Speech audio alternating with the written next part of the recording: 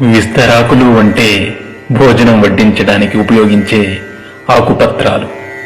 విస్తరాకును భోజనం తినే ముందు శుభ్రంగా ఉంచుకుని నమస్కారం చేసుకుంటాం.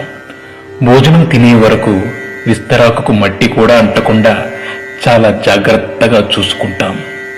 ఆహార పదార్థాలు వడ్డించుకుని చక్కగా తింటాం. భోజనం పూర్తయ్యే వరకు ఇంత జాగ్రత్త తీసుకునే మనం తిన్న మరుక్షణం విస్తరాన్ని మడిచి దూరంగా పడేస్తాం.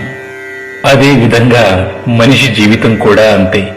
బ్రతికి ఉన్నప్పుడు మనిషి ఎంత గొప్పవాడైనా, ఎంత గొప్పగా బ్రతికినా ఊపిరిపోగానే ఊరి బయట పారేసి వస్తాం. విస్తరాకు భోజనం తరువాత దానిని పారేసినప్పుడు కూడా సంతోషపడుతుంది. ఎందుకంటే పోయే ముందు ఒకరి ఆకలి తీర్చినందుకు సంతృప్తి పడుతుందట. విస్తరాకుకు ఉన్న ఈ మంచి గుణం మనుషులకు కూడా ఉండాలి.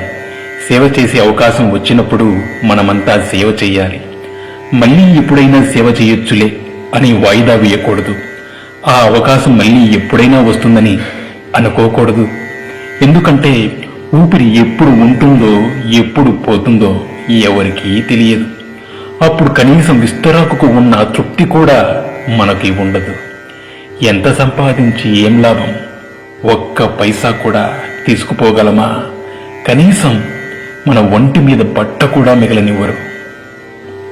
అందుకే ఊపిరి ఉన్నంత వరకు నలుగురికి ఉపయోగపడే విధంగా జీవించాలి.